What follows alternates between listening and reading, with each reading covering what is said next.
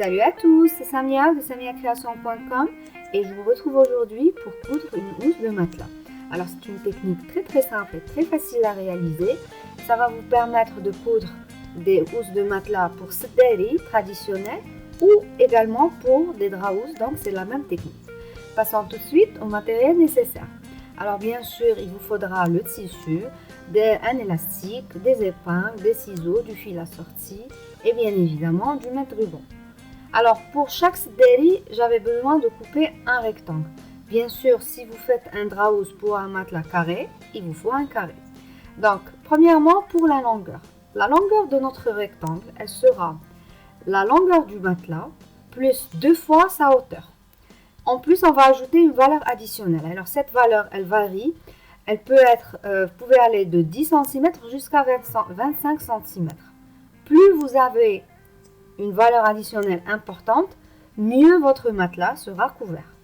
Alors, pour la largeur du rectangle, il vous faut la largeur du matelas plus 2 fois sa hauteur plus exactement la même valeur additionnelle qu'on avait ajoutée pour la longueur. C'est-à-dire, si on avait choisi 10 cm, on choisira 10 cm pour la largeur. Ensuite, on va découper les coins de notre matelas de façon à avoir des carrés, c'est-à-dire des valeurs similaires. Donc la longueur de notre carré, elle sera la hauteur de notre matelas plus la valeur additionnelle. C'est la même valeur additionnelle qu'on avait ajoutée tout à l'heure. Donc là, c'est mon tissu, j'avais déjà découpé mon rectangle. Donc ce qu'il faut faire maintenant, c'est découper les coins de notre matelas avec des carrés, avec la mesure que je vous ai donnée. Bien sûr, on peut découper chaque coin séparément, des 4 coins, sauf que ça ne donne pas un résultat parfait. Donc pour ça, je préfère plier mon tissu sur 2, ensuite sur 4 et porter la mesure sur les 4 coins en même temps. De cette façon, on a un rendu exact. Essayez d'être vraiment précis avec vos mesures parce que si vos mesures seront parfaites, votre matelas, votre housse de matelas ou votre drap housse sera parfait. Donc, j'ai plié en deux et je vais ramener les deux extrémités ensemble. Donc, ça va me donner 4 couches de tissu. Je vais bien les aplatir et bien... Alors là, il faut prendre votre temps. Il faut bien épingler pour que les couches soient bien positionnées. Ensuite, sur cette valeur, sur cette partie de tissu, on va découper notre carré.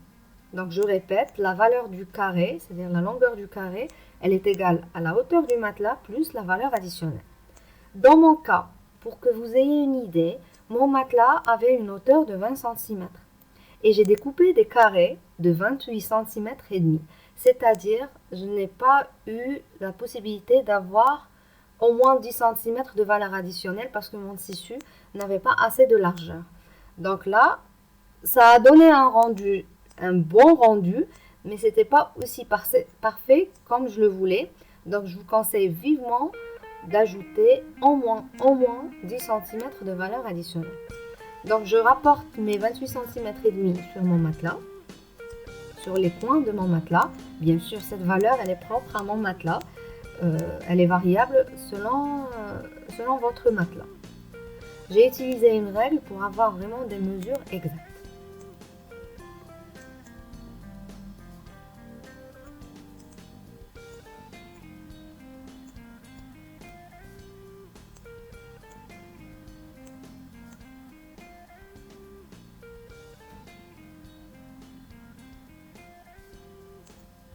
Maintenant que j'ai bien mesuré mon carré, je vais le découper. Bien sûr, je ne vais pas le découper exactement sur cette ligne, mais on devrait laisser une marge de couture. Alors moi, j'ai décidé de laisser une marge de couture de 1 cm. Donc je vais découper à 1 cm plus loin des lignes précédentes. La partie, les chutes de tissu qui vous restent, c'est-à-dire des carrés, on ne va pas les utiliser, vous pouvez les jeter.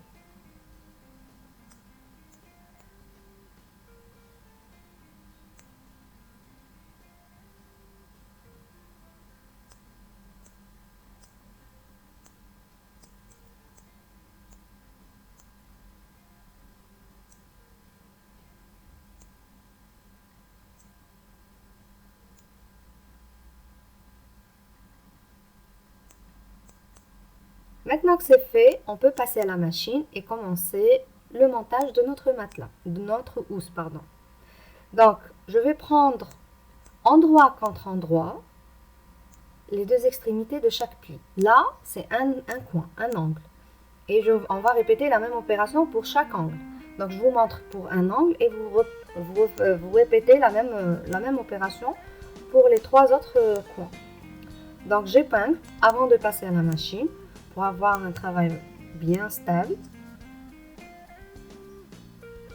Il n'y a pas de raison d'avoir un décalage vu que nos mesures étaient exactes. Donc, je passe à la machine et je fais une couture à 1 cm des bordures. Je commence par un point d'arrêt et je continue. Alors, là, c'est un matelas housse ou même si ça sera un drap housse, j'ai décidé de faire un point.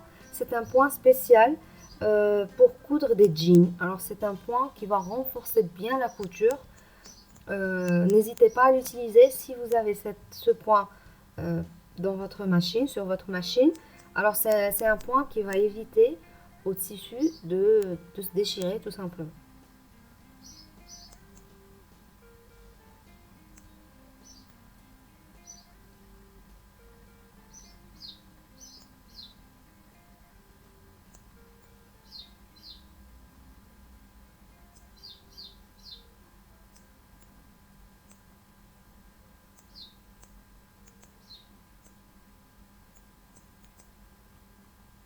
Donc, le premier coin est cousu. On répète exactement la même opération avec les trois autres coins. N'oubliez pas, il faut plier le tissu endroit contre endroit. Alors, comme mon tissu s'effiloche énormément, j'ai décidé de le surfiler. Bien sûr, si vous n'avez pas de surjetteuse, vous pouvez faire ça avec un point zigzag et découper les extrémités. Ça marche tout aussi bien.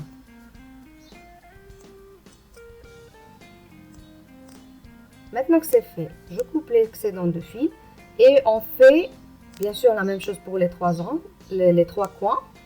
Et maintenant, on va coudre un ourlet sur le tour de notre matelas. Et comme j'avais pas assez de tissu, donc je ne peux pas me permettre un ourlet double. C'est pour ça que je vais faire un ourlet simple. Donc j'ai besoin vraiment de surfiler les extrémités de mon tissu avant de faire mon ourlet.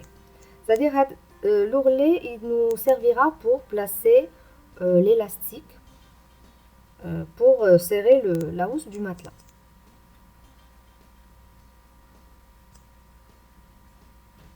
Voilà, maintenant que c'est fait, on va faire l'ourlet simple, c'est-à-dire on va plier une seule fois. La valeur de l'ourlet. Alors, comme j'ai retourné le travail, vous pouvez voir les deux coins qui sont bien formés et bien droits. Donc maintenant, on va plier, on va faire notre ourlet. Alors, la largeur de l'ourlet dépend de la largeur de votre élastique. Pour un matelas housse ou pour un tissu assez épais, je vous conseille d'acheter un élastique qui a un peu d'épaisseur quand même, parce qu'ils ont une meilleure tenue. Donc là, mon élastique, il me semble qu'il était à 1,5 cm. Il avait une valeur de 1,5 cm si je me souviens bien. Donc, il faut au moins 2 cm de valeur d'ourlet. C'est-à-dire, on va former une sorte de tunnel pour faire passer l'élastique par la suite. Donc, je mesure la valeur de 2 cm. Je fais bien attention. Je m'assure que mon tunnel dépasse la valeur de la largeur de mon élastique. Et je continue tout autour de votre matelas. Si votre matelas est assez grand, vous allez avoir du travail ici. Mais ce sera facile.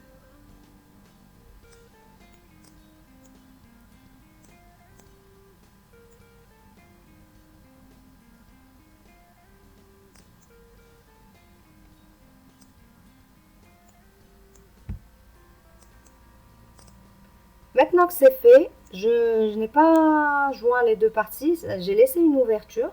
Alors cette ouverture, elle va nous servir pour placer notre élastique. Je place avant mon élastique sur une extrémité avec une épingle nourrice. Alors cette partie, ça va nous éviter que notre élastique glisse.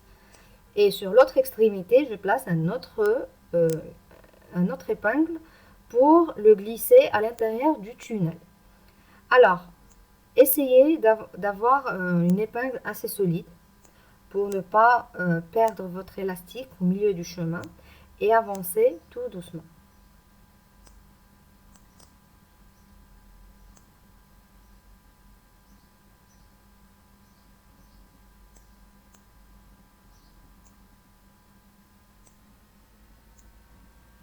Une fois arrivé à destination, c'est-à-dire au point de départ, alors, faites ressortir doucement votre élastique, retirez l'épingle et maintenant on va rassembler les deux extrémités de notre élastique ensemble. Et on va coudre avec la machine, on va essayer de faire plusieurs points pour les renforcer correctement. Là, je vais placer une épingle, mais c'est juste pour passer à la machine et puis l'enlever. Donc là, je passe à la machine. Alors, vous pouvez faire un point zigzag. Moi, j'ai préféré faire un point droit parce que je trouve ça plus facile.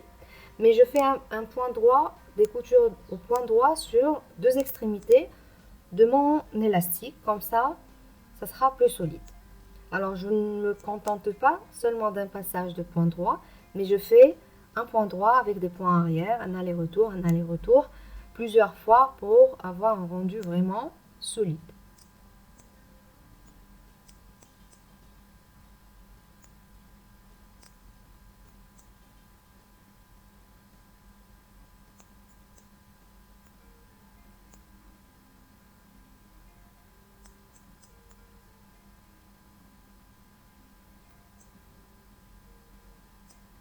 La première extrémité faite, je fais la même chose avec la deuxième extrémité.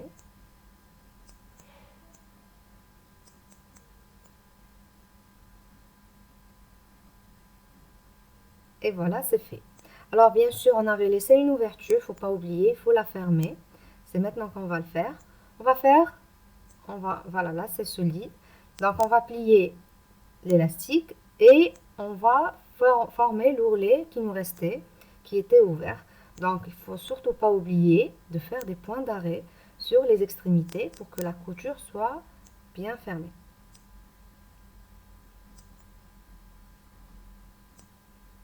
Et c'est la dernière étape de notre tuto.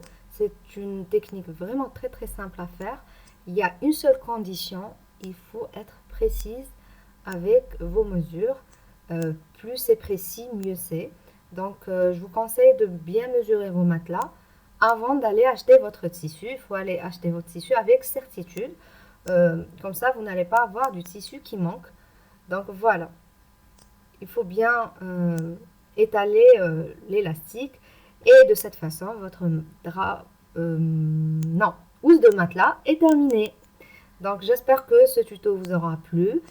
Si vous avez des questions, n'hésitez pas à me les poser et je vous dis à très bientôt avec de nouveaux tutos.